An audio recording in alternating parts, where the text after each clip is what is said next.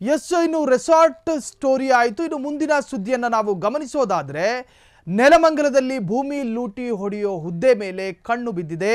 ನೆಲಮಂಗಲದಲ್ಲಿ ಭೂಮಿಗೆ ಈಗ ಬಂದಿದೆ ಚಿನ್ನದ ಬೆಲೆ. ಇಂತಹ ಭೂಮಿ ಮಂಜೂರಾತಿಗೆ ಇದೇ ಸದಸ್ಯರ ಸಮಿತಿ ಕೂಡ ರಚನೆಯಾಗಿರುವಂತಹದ್ದು. ನೆಲಮಂಗಲದಲ್ಲಿ ಭೂಮಿ ಲೂಟಿ ಹೊಡೆಯುವಂತಹವರ ಮೇಲೆ ಕಣ್ಣಿಡಲಾಗಿದೆ. ನೆಲಮಂಗಲದಲ್ಲಿ ಭೂಮಿಗೆ ಈಗ ಬಂದಿದೆ ಚಿನ್ನದ ಬೆಲೆ. ಹಾಗಾದರೆ ಆ ಅಪ್ಡೇಟ್ಸ್ ಅನ್ನು ಗಮನಿಸೋದಾದರೆ, ಇಂತಹ ಭೂಮಿ ಮಂಜೂರಾತಿಗೆ ಇದೆ ಸದಸ್ಯರ ಸಮಿತಿ. ಆ ಸಮಿತಿಯಲ್ಲಿ ಒಂದಷ್ಟು ಸದಸ್ಯರುಗಳು ಇರ್ತಾರೆ. ಅಕ್ರಮ ಸಕ್ರಮ ಸದಸ್ಯರ ನೇಮಕಾತಿಗೂ ಕೂಡ ಹಲವರು ಟವೆಲ್ ಹಾಕಿದ್ದಾರೆ. ಭೂಮಿ ಮಂಜೂರಾತಿ ಸಮಿತಿ ಸದಸ್ಯರ ಹುದ್ದೆ ಮೇಲೆ ಶಾಸಕರ ಆಪ್ತರ ಕಣ್ಣುಗಳು ಬಿದ್ದಿದ್ದಾವೆ. ಶಾಸಕ ಎನ್ ಶ್ರೀನಿವಾಸ್ ಆಪ್ತರಿಂದ ಈಗಾಗಲೇ ಕುರ್ಚಿ ಮೇಲೆ ಟವಲ್ ಹಾಕಲಾಗಿದೆ. ಸೋಂಪುರ ತ್ಯಾಮಗೊಂಡ್ಲುವಿನ ಒಟ್ಟು 3 ಸಿಕ್ಕಿದೆ ಈ ಒಂದು ಅವಕಾಶ. ಸಮಿತಿ ಸದಸ್ಯರ ನೇಮಕವಾಗ್ತಾ ಇದ್ದಂತೆ ಶಾಸಕರ ಆಪ್ತ ವಲಯದಲ್ಲಿ ಬಿರುಕುಗಳು ಕೂಡ ಉಂಟಾಗಿದೆ.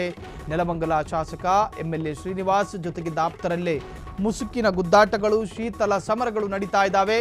ಅಧ್ಯಕ್ಷೆಯ ಗಂಡ ಹೇಮಂತ್ ಅವರ ಕಣ್ಣು ಬಿದ್ದಿದೆ. ಹಾಲಿ ನೆಲಮಂಗಲ ಯೋಜನಾ ಪ್ರಾಧಿಕಾರದ ನಾರಾಯಣಗೌಡರು ಕೂಡ ಒಂದರ್ಥದ ಆಸ್ಪರೆಂಟ್.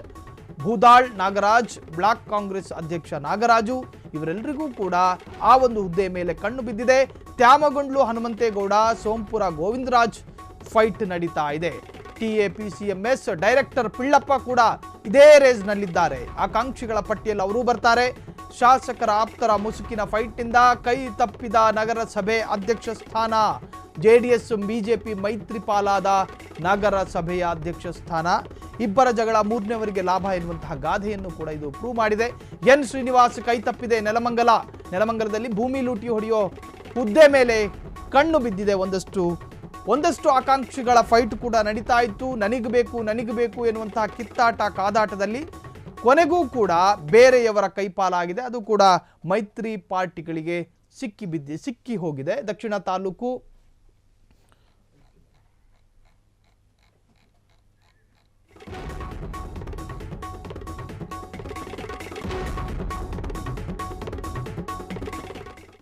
ವಿಶೇಷ ತಹಶೀಲ್ದಾರ್ ನಾಗರಾಜ್ AC ರಜನಿಕಾಂತ್ಗೆ ಇತ್ತು. ಈಗ ಲೋಕಾಯುಕ್ತರ ದಾಳಿ ವೇಳೆ AC ರಜನಿಕಾಂತ್ ಕಚೇರಿಯಲ್ಲಿದ್ದಂತಹ ನಾಗರಾಜು ತಮ್ಮ ಕಚೇರಿ ಬಿಟ್ಟು ಯಾವಾಗಲೂ ರಜನಿಕಾಂತ್ ಜೊತೆ ಕಚೇರಿಯಲ್ಲಿ ಇರ್ತಾ ಇದ್ರು ನಾಗರಾಜು.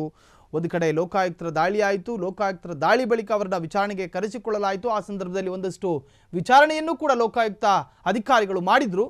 ಬ್ರೋಕರ್ ಉಮೇಶ್ ಗೌಡ ಮೂಲಕ ವ್ಯವಹಾರ ಮಾಡ್ತಾ ಇದ್ದಂತಹ AC ರಜನಿಕಾಂತ್ ಈ ಸಂಬಂಧ ನಿನ್ನೆ ಲೋಕಾಯುಕ್ತರ ಮುಂದೆ ವಿಚಾರಣೆ ಎದುರಿಸಿರುವಂತಹ AC ಜೊತೆಗೆ ಬ್ರೋಕರ್ ಉಮೇಶ್ ಬಗ್ಗೆ ಮಾಹಿತಿ ಕೇಳಿದ ಲೋಕಾಯುಕ್ತ ಅಧಿಕಾರಿಗಳು ಮಾಹಿತಿಯನ್ನು ಕೂಡ ಕೇಳಿದ್ದಾರೆ. ಸುಂಕದಕಟ್ಟೆ ಗೊಲ್ಲಹಳ್ಳಿಯ ಸರ್ವೆ ನಂಬರ್ ಮಾಹಿತಿ ಕೇಳಿದ ಲೋಕಾಯುಕ್ತ ಅಧಿಕಾರಿಗಳು. ಲೋಕಾಯುಕ್ತ ಪ್ರಶ್ನೆಗಳಿಗೆ AC ರಜನಿಕಾಂತ್ ತಬ್ಬಿಬ್ಬಾಗಿದ್ದಾರೆ. ಉತ್ತರ ಕೊಡೋದಕ್ಕೆ ಸಾಧ್ಯವಾಗಿಲ್ಲ. ಬೆಂಗಳೂರು ವಿಶೇಷ ತಹಶೀಲ್ದಾರರ ಬಗೆಗಿನ ಬ್ರೇಕಿಂಗ್ ಅಪ್ಡೇಟ್ಸ್ ಇದು.